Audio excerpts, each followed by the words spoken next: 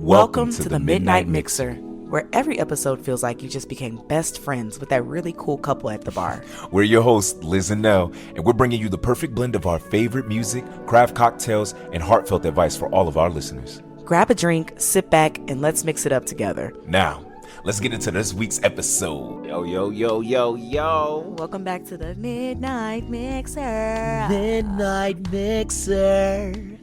You was just rapping. I don't know why you changed your whole style up. I'm still feeling office with Monica Lewinsky feeling honest. You gonna have a rap battle? Rap battle right now? Yeah.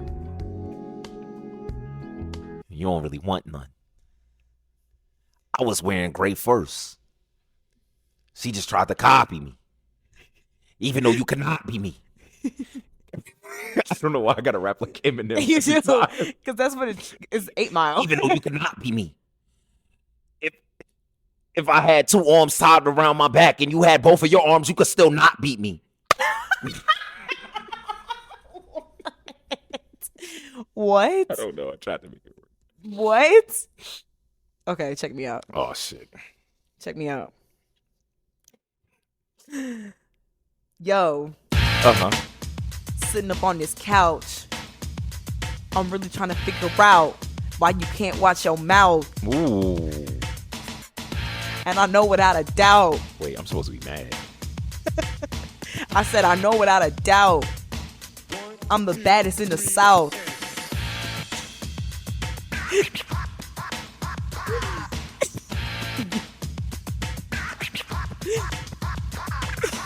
I can't even get it out.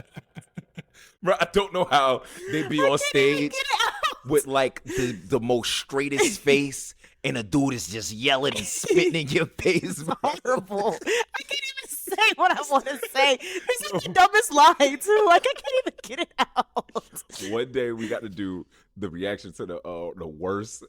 Oh, like the worst rap battle lines? He said, what was it? Doodle bop. Doodle bop. Let me show you what I doodle bop.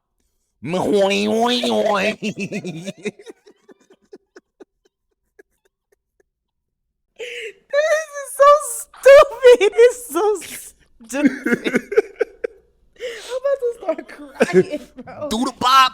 We'll see what I do to Bob. Like, what is he talking about? Talking about And people in there, SpongeBob. like, But y'all not hearing them though. I heard him. I I heard him. That wasn't it, brother. It wasn't it. Yeah, let's take a sip of our ranch rosé. Our ranch rosés. And you guys Yes. have not checked out our drink tutorial video. Also, welcome to the podcast. We just got started on 10.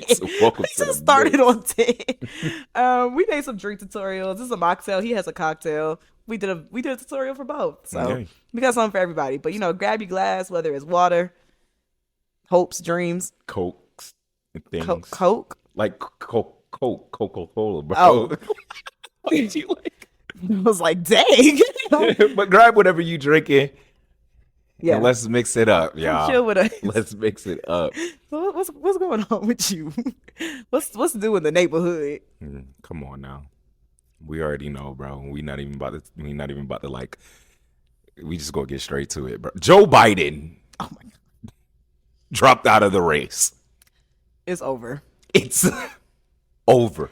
I'm gonna be honest with you. He endorsed Kamala, which I don't believe it's like super official yet that she's taking his place. I think it still has to kind of go through the Democratic Party and stuff. I But would. it's kind of like a no-brainer. Like, who else would we go I'd with? vote for a fire ant. I, I'm gonna be honest with you. You could put anybody against Trump. I vote for that person. I would. yeah, facts. Like, I don't know. I'm like, I mean, people are the uproar, and especially for it possibly even being Kamala, has already been a bad look. People are talking down on, but on Kamala about, she not really for the people, and you think Donald Trump is. that's my whole point. I'm like, people's fears with Kamala is like, I mean, your fear of her I can understand like maybe Like, I mean, yeah, there's a genuine like there's a genuine uncertainty uncertainty when it comes to her. But you I'm know? like, but y'all are so afraid of what she might turn around and do, but have no issue, no issue at all. This white man, it is too big. Donald Trump has had 2 instances now where he has been the direct reason why people have died. Yeah. 2 instances. His supporters have died. This man is literally like, oh, I keep knocking into this. He's literally like he's just literally chaos, bro. Yes. Like everything that is subjected with him, it always ends into some type of like. And no one has given me a good logical reason why we should let him back in the White House. Oh, he not really letting us pay for taxes and all of that, man. And If you a business owner, you'd understand. but a lot of people aren't. And also, he has not done great things for businesses either. Like, because a lot of people that are business owners are middle class. And when the taxes get raised, they get raised for the middle class. That's why they call it the dying class, because people can't afford to be middle class anymore. Either you poor or you rich. Either poor or rich, y'all. It's tough out here. Like the middle class is literally widened to the point where like, I don't even know, bro. Middle class is the new broke, y'all. Yeah. You're not making it out here. I really personally believe that whatever your views are, Democratic, Republican, whatever, we all have different things that affect our lives. I'm not totally like up in arms, I hate Republicans. It's just because, a lot of things that they, kind of think of that they value would be more like financial, things of that sorts. They want to hold on to their money. I get it. Donald Trump is not a good look for the Republican Party either. I honestly do believe Republicans should also be worried about who they're putting at the forefront of their party. They're just hoping that they can work through him. But it's like there's so many Republicans that are like, no, anyone but him. Loose cannon. He is a loose cannon. He Republicans should be embarrassed that he is the crazy. forefront of their party. Seriously. They are though, and that's what's crazy too. Yeah, the ones with sense. Like, this man has no couth. And they're like, oh, he tell it how it is. Yeah, and he gonna tell it how it is, the country up into some problems. Yeah. Putin has already declared us as an enemy. Didn't he get into it with Kim Jong Un too? Yeah, it's too much. It's too We gotta look over our shoulder with whatever Trump about to do. This hoodie is not staying on. I don't know why you keep trying it either. I don't want to talk My about head politics cold. too much, but Nah, but I I do mean, think it's it's important to what's inform happening. yourself. You Yeah. should inform yourself about what's going on in your country. Yeah. And instead of just making decisions based off of what you see on social media, because one thing that we do as humans is that we will find information that will validate how we feel instead of looking at things cut and dry, black and white. This is how it was during his administration, and this is what he impacted and what he had control over. We're still recovering. And I think, yes, when Donald Trump was in office, things were different, but we have to look at the facts that COVID played a huge part in how we operated as a country. Things were cheaper because people were not out buying stuff. People weren't out using gas. People weren't out doing a lot of things. Things were very different in COVID because COVID made our lives extremely different. Right. And now we are playing catch up from COVID, and just Biden just so happens to be president during this time. Yeah. I think we need to sit back and get out of our feelings and understand, what did Donald Trump actually do that was impactful? His administration specifically, what did he do that was impactful for the country? And why should we reelect him as president? And I think that is a very important thing that I think a lot of us need to like sit down and consider. No, it's already considered over here, but Oh, I mean, yeah. And I have considered that, or I have decided that I'd rather just have a different candidate, and I will be voting for Kamala. I would just rather see something different. yeah. But We take our chance with every candidate, so yeah, it's just it's spooky out here, y'all. it's getting spooky for It's sure. getting spooky, but like you said, just keep a cool head on your shoulders. Like, don't listen to everything that you hear. Do research, y'all. Research, And we're not trying to do research. fear mongering, but I do think the state of our country it's important to know where we It's might a be cautionary tale. Like, no, Yeah. don't be scared, but it's like at the same time, stuff is happening.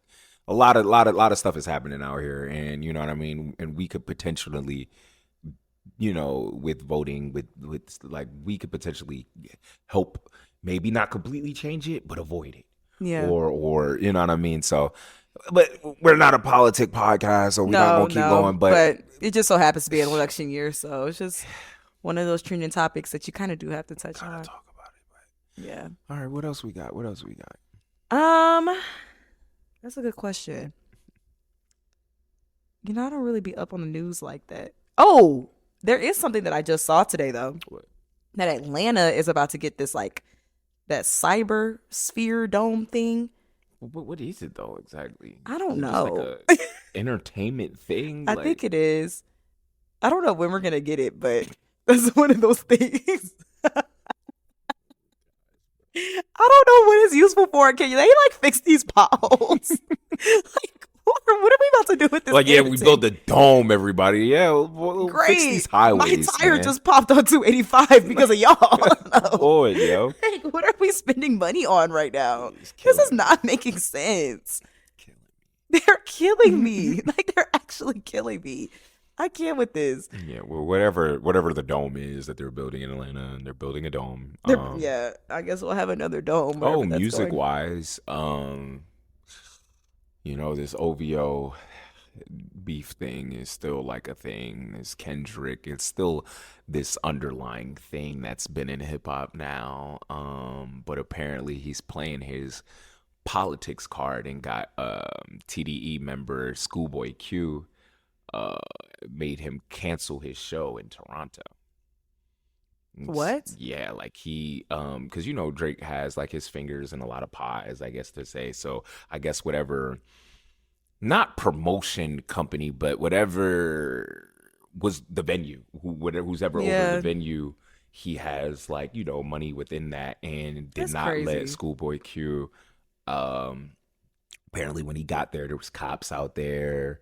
It was like, yeah, like, and it was like, you can't come in here. You can't perform here. What? Mm-hmm. Are you serious? Yes. This bro. is real life. This is. I gotta look this up. Hold on. Look- Not that I don't believe you, but like, no, like I need to seriously. know. So that's been a thing. And apparently Drake is doing like he's just doing his kind of like he's using his power. He's kind of strong arming. Yeah, he got niggas in a headlock. Like, Are you serious? Mm-hmm. Hold on, I'm about to look this up because no way. Yeah, so it's like there's still hints to like people are just like we don't know what's going on, but behind the scenes there's still a lot of beef going on apparently. Wow. So TDE rapper Schoolboy Q believes the opening night of his Blue Lips weekend tour, an 18-date trek in support of his 6th studio LP in Toronto, was purposely canceled due to his allegiance to Kendrick Lamar and his public battle with Drake.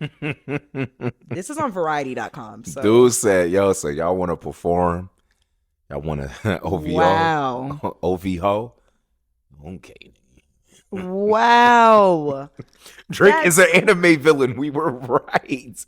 Drake is an anime villain, y'all. Let's be honest. Like Drake,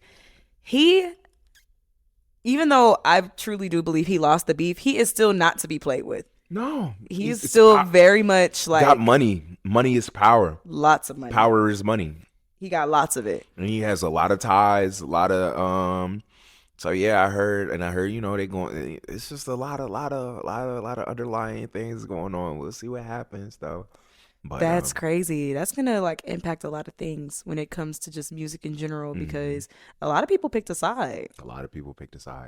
Apparently, he was like posted up with 50 Cent too. So I guess that's his Drake. That's his allegiance. Many men wish death upon me. Yeah, he got 50. He was. It's almost, I don't know. People be paying attention to like the small stuff. So I guess, that was like his way of like, because I guess 50 and Rick Ross been beefing for a minute too. So that's kind of like him, but him doing his allegiance. But it's like more than Kendrick. He's just like, he's strong arming a lot of people that went against him. He's strong arming them. That's crazy. He doing what he doing, bro. He doing what he doing for sure. So I kind of have this, I don't think it's over. I wouldn't be surprised if we'll be sitting on this couch maybe not reviewing another diss, but we're gonna be reviewing. Things are something. happening. Yeah, it's a lot of stuff that's been happening. Even though we didn't talk about it too much, but it was like even the OVO XO beef that they got going on in Toronto. Right. It's so they got the fight for Toronto, and then America versus Toronto, or the West versus Toronto. It's a big thing. I don't got no issue with Toronto. Oh, I just we think not Drake from the lost West. the beef. I just think Drake lost the beef, bro. And that's it. I don't understand. They not like us. They not like us. But that's what's been going on. We'll see what happens. Yeah. And you guys will be hearing it from us first too when it does happen. So. Yes, you will. Sheesh. Yeah. It's crazy. It's not over. It's definitely not over. Well, I guess on that note, take a break. We're going to take a little breaky break. We're going to be back with some heavy, deep convo. What are you saying? Look, it is, I believe it is Black Mental Health Month. Did I just make that up? Yeah, it is National Minority Mental Health Awareness Month. And I think we need to talk about some stuff that's going to work on our healing. Okay, we gotta talk about some stuff. So we're gonna talk about we'll take a little breaky break and we'll be back to dive deep. Yeah, top off those drinks. We'll be back. Yeah, because I need another sip.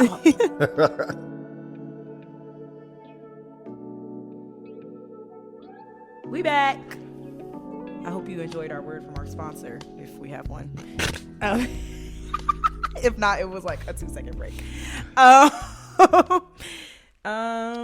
Yeah. So there's some things that I think we should probably address as a Black community. Yeah. So like, I don't know what's been happening with your TikTok or her algorithm, but like, everybody been pissing me off. Yeah. But that's neither here nor there. a lot of conversations about, you know, Black culture and when it comes to love and raising a family and what that looks like and what it should look like. So Yeah.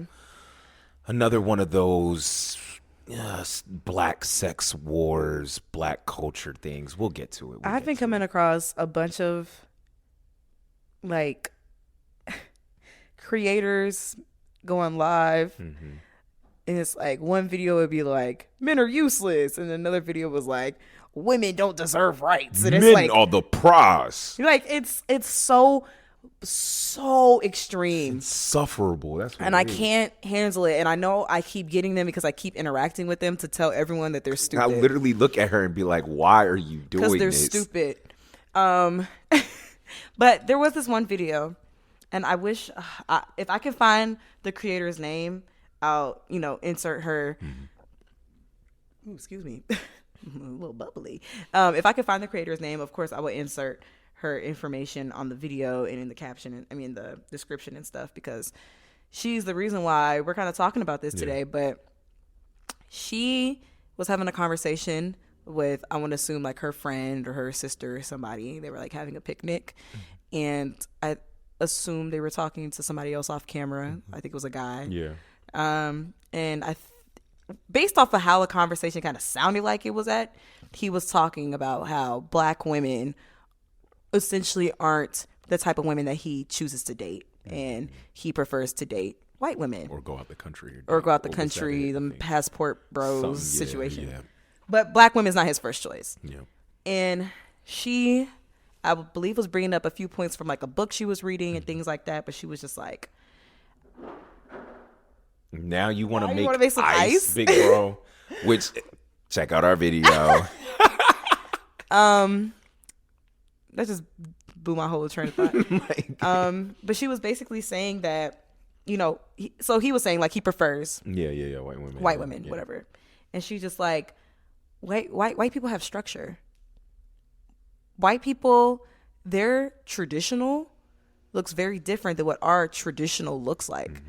Like, white women don't go out and date and expect money for men and for men to take care of certain stuff, because they have generations of men who will take care of that for them. Versus Black women, our normal is that a lot of us didn't have our fathers in our lives. and then our fathers didn't have their fathers in their lives. And to add into, like, he was talking about, like, oh, like, you know, men would go out to the country.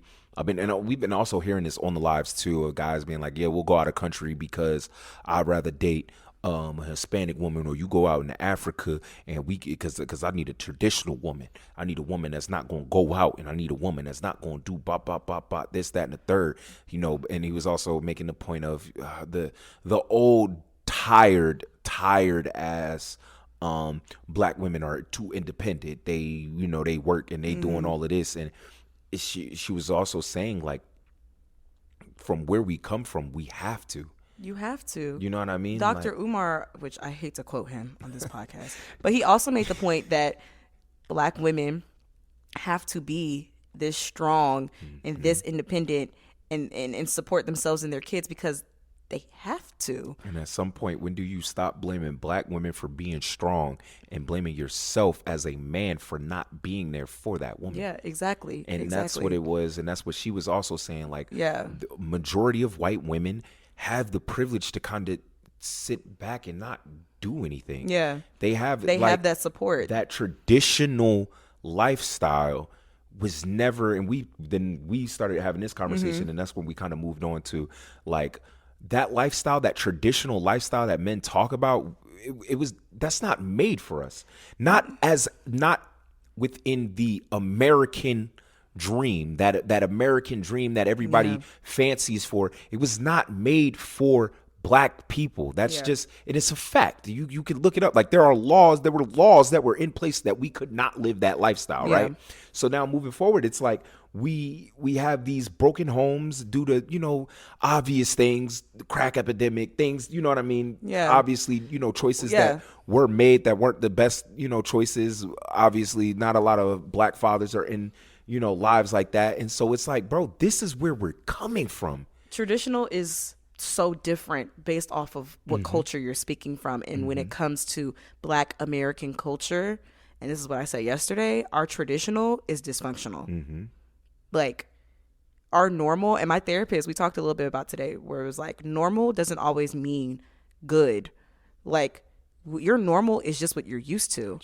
And our traditional and our normal and our black community is dysfunction, because and you talked about it just now a little bit, but like, black men either leave their family, black men leave their families, and a lot of times it's not their choice.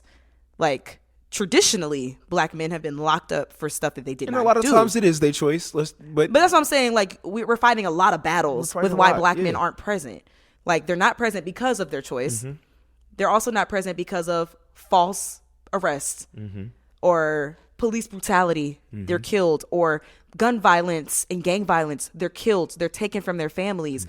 The drug problems, like crack, being presented into black communities in the 80s affected trying to provide for your family. You know what I mean? Those was arrested for weed, and now weed is selling cannabis is $1 million. Exactly. Black men are targeted, and black men have also made the choice to just leave and decide that they don't want the responsibility. But I think a lot of black men, when they leave and decide they don't want the responsibility, is because that's the behavior that was modeled to them as children. They don't realize that I really need to, like, take care of these little kids that I just helped bring into the world, and take care of this woman that I decided to make children with, because that was a sacred thing that we just did. And we talked about it too, where we were like, I think this is the first time we're in a generation now where we have, especially, like, you know, people that are like a few years older than us, or even us too. I know a lot of first generation college students, a lot of now we're like first generation. What did you made a point, first generation of, like, having, like, we are like either first or second generation, like, we are experiencing like the first or second generation of people who have experienced healthy love. Healthy love. I really believe that love. Because a lot of us don't have parents who, like, my parents are not together, and I feel like that is normal for a lot of people that you meet. And a lot of young black people that you meet, their parents are not together anymore. And, you know, not to throw my business out, but my parents are together. And even I know living through, you know, going through high school, going through college, and talking about, people kind of low-key looked at me sideways, where I have like a lot of baby pictures of me with my mom and stuff, and then somebody like assumed that I didn't have a dad. 'Cause Yeah. my pops just don't like taking pictures like that. Yeah. And it's like, nah, I got my dad. Or because I have my dad, that my life obviously couldn't be that hard. Yeah. I've had that. And so, yeah, it's sadly, it is a norm. We have a lot of broken families, a lot of broken homes, a lot of black children that don't even actually grow up with their moms too. Like, Yeah. We have a lot of broken homes. So our traditional, like you said, is dysfunctional. We do not have that. So when we hear these lives of dudes talking about, well, what you bring to the table, are you a traditional woman? What does traditional What is traditional? look like? What does traditional ever look like? And I'm not speaking for the black people that, out of the country, specifically African Americans. What is traditional to us? And I would like to see it in the comments, you know what I mean? Comment and let us know, like, what is traditional for us? What does traditional look like in a black community, in an African American community? Because I'll be honest, I don't know it. I don't see it. We're never traditional on a white American terms. You have a housewife, you go and you work. Black men were never able to get those high paying jobs to have your wife even sit at home and kick it up like that. She had to go get a job too to support these kids. And so you're looking at it like women are so independent, but she was raising them kids by herself. You look at her like, why is she so independent? Bro, because she had to get this job. Black women are the highest educated within our community. And y'all niggas look at that like sideways instead of being proud. That's what get me. Niggas look at that like it's an insecurity. Like, oh, I can't talk to her because she got her own, because she moving. Bro, show her why she needs you. Yeah. Everybody's like, oh, well, what do you bring to the table? Sir, what do you bring to the table? Yeah. You know what I mean? And it's vice versa. I'm not picking no side, but it's vice versa. I don't believe in these gender wars. I believe that we're not even in a position to have gender wars. Yeah.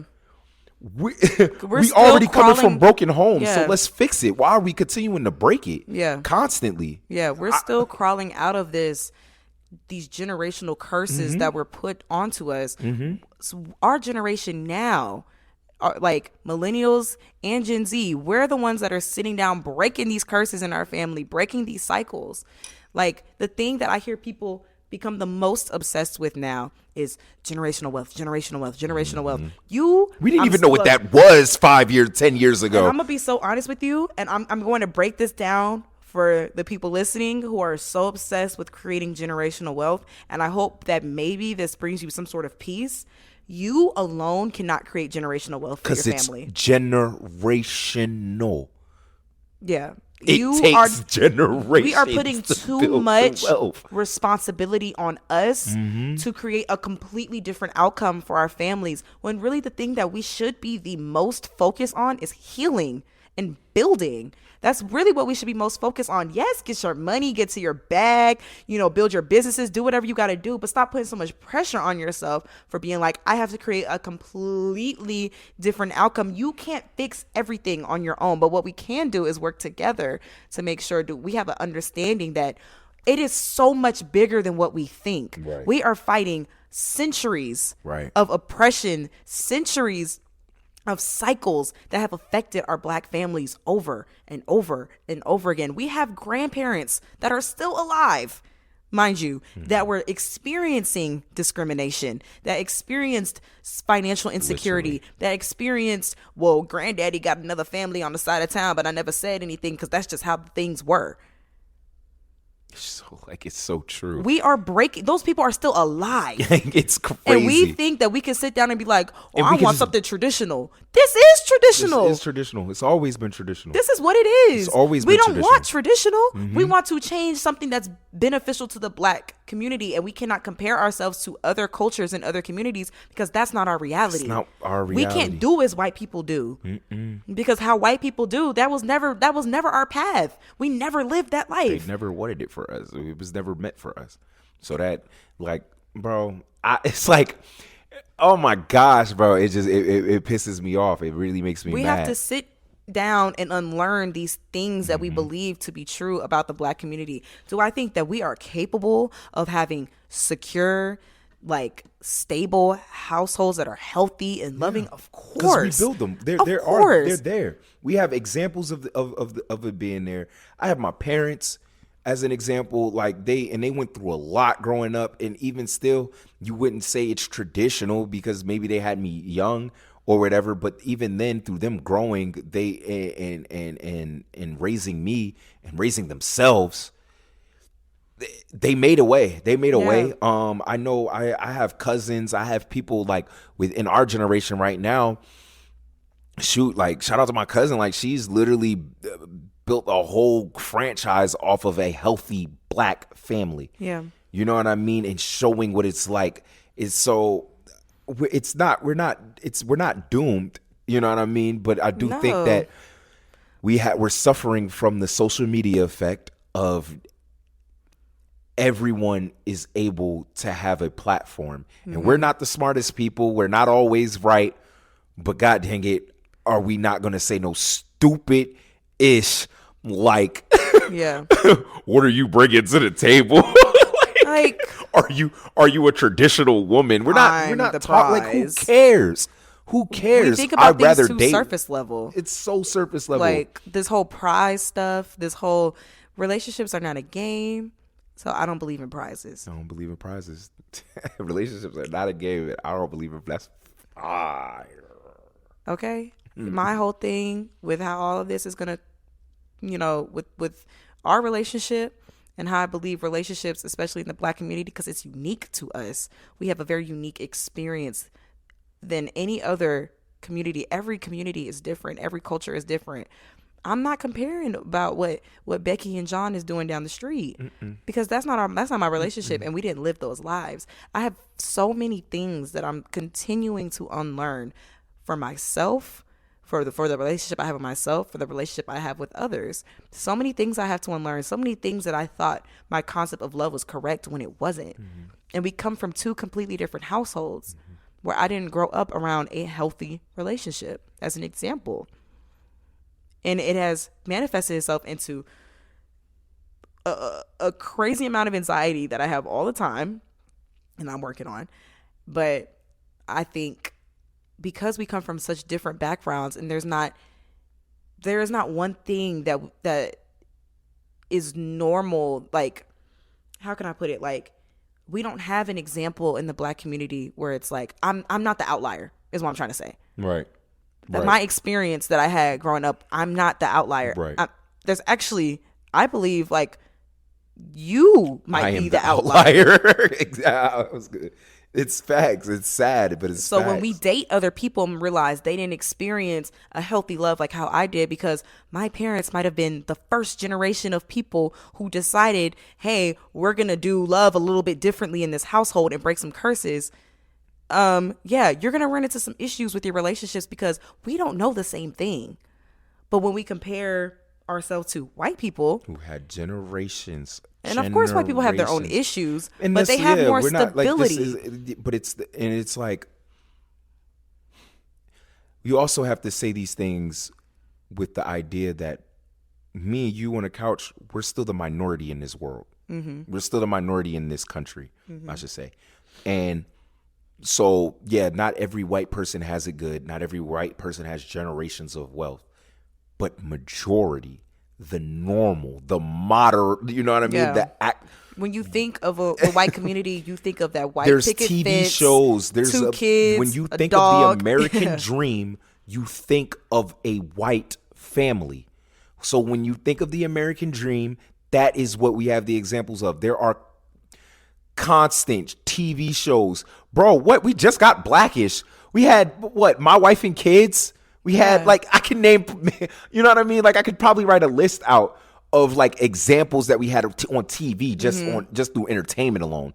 And that's not enough. That's not enough. It's not a lot. But when we think about black entertainment just in general and what is portrayed as this is the black it's dysfunctional narrative, it's always dysfunction. You got Tyler Perry always constantly if it's a black family on TV, they're getting divorced, they're getting cheated on, they're getting beat, they're getting abused. That is the norm. That is the traditional.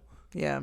And we think that we see things, or we say things now on social media where it's like a woman just needs to be submissive and bow down and do whatever her husband says because that's her husband. He's the king of the household. There's this one guy. Ooh, I can't think of his name. I think it's like Yeba Awakening or something like that. But he always talks about traditional love. And every time I see one of his videos like kind of pop up, like him being interviewed or something, I'm always just like, he is who I believe a lot of men think they are. But the way that he like presents himself, like he'll talk about his wife, and he's like, I don't care what she brings to the table. And I don't care if like women just want me for my money. I want them to want me for my money because I want to be able to provide. Right. Like, I want you to want me to provide. Like, he speaks solely as a traditional man, which of course would be very appealing to a lot of women. But he also just says like, this is just what I believe. A husband is also to be his wife's piece as well. And if you want to live a traditional lifestyle, you can't just expect a woman to submit to you and you have her doing all of these things. Give her reasons to submit. Like, she has to trust you. She has to be able to trust that you're not going to like lead y'all household into shambles. But that's what submitting is too. Like, that's the main definition of submitting. And he articulates himself very well. And I think a lot of men, when they talk about the traditional stuff, I think that's who they think they are. But in reality, they might be able to pay all the bills and their wife don't work and none of that stuff. And I don't know what this man does when he's actually at home. But based off of what he says and what he portrays, he has an immense amount of respect for his wife.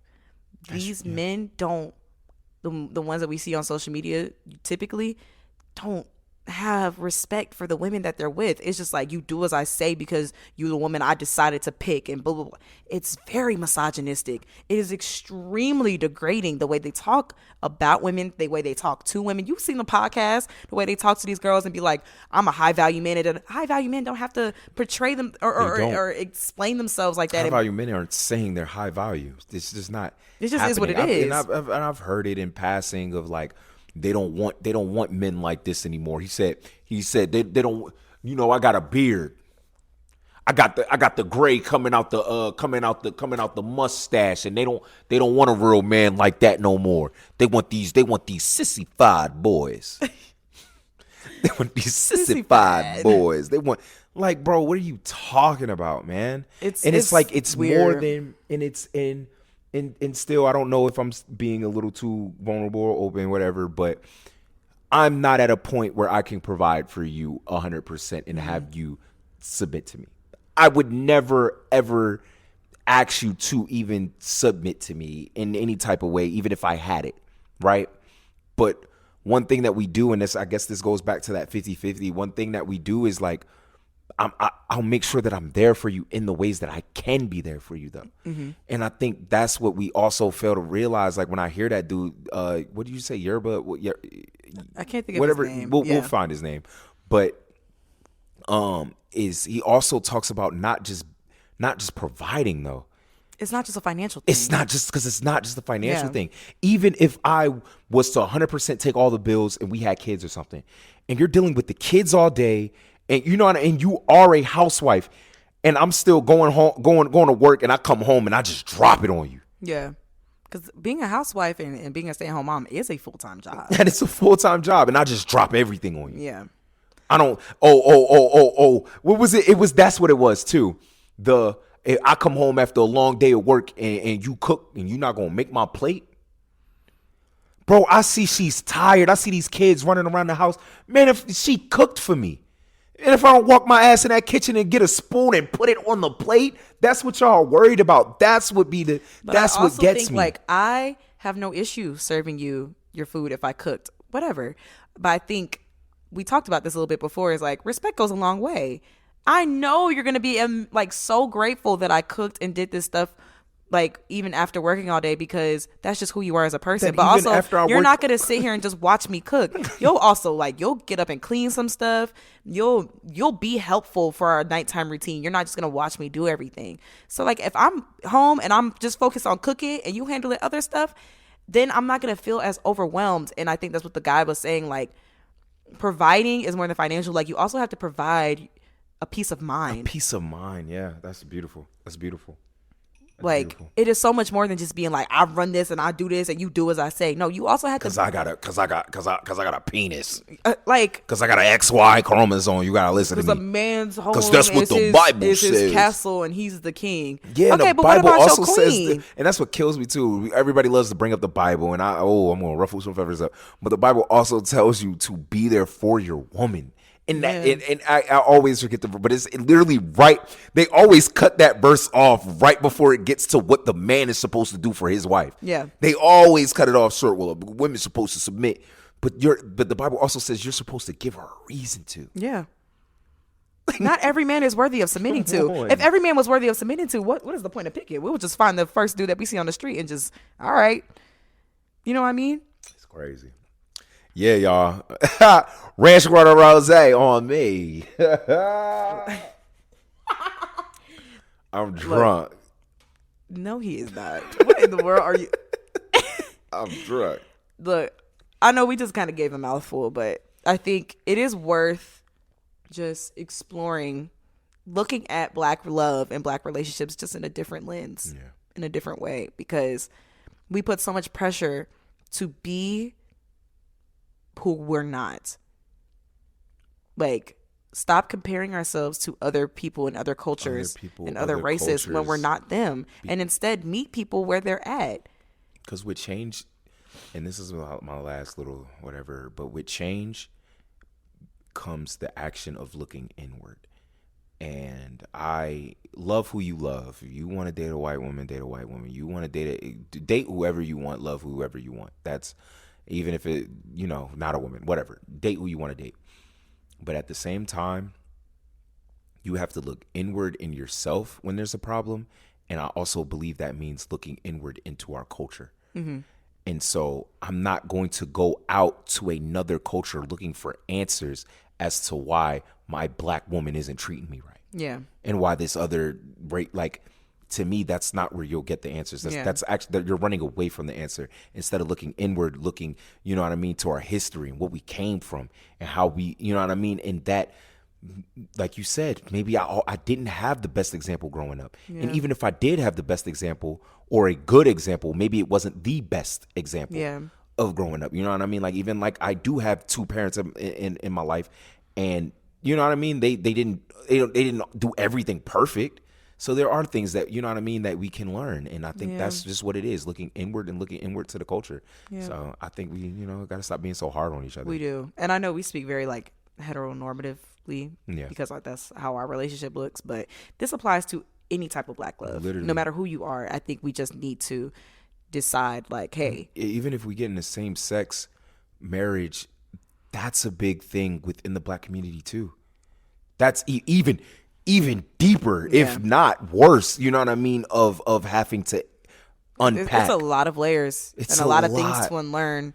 But I think we just need to be softer with ourselves and with the people in our community. We need to like break down these things and unlearn these things and rebuild in a healthier way without tearing each other down. Facts. And doing these useless TikTok lives. Facts. Instead of arguing, bro. Over here talking about some orangutans leave their children at 8 years old. That's why I don't need orangutans leave their children at 8 years old. That's why I don't need to be in my child's life. You're comparing us to orangutans? Like, brother. Orangutans? There ain't no reasoning with crazy. That's what my mama be saying. You comparing us to orangutans, brother? I don't know what your account name is. How much time I got left? 3 minutes? I don't know what your account name is or whoever was comparing us to motherfucking orangutans, but you delete that TikTok. It's the ranch water that's talking now. It's not me. It's not Nell. It's the ranch water. Delete that. Orangutans. I should whoop your motherfucking ass, man. Orangutans. What? That shit kills me every time I think about that video, bro. I hate that, man. Orangutans also throw their poop. Like,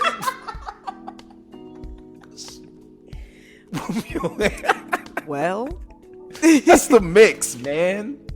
I could have said it better myself. Thanks for tuning in to the Midnight Mixer. Be sure to like, comment, subscribe, share, all that good stuff. Stay in the mix. You can find us on Instagram, TikTok, X, YouTube, and all podcast audio platforms as the Midnight Mixer. Looking for more? Check out all the other episodes and content wherever you're tuning in from. Until next time.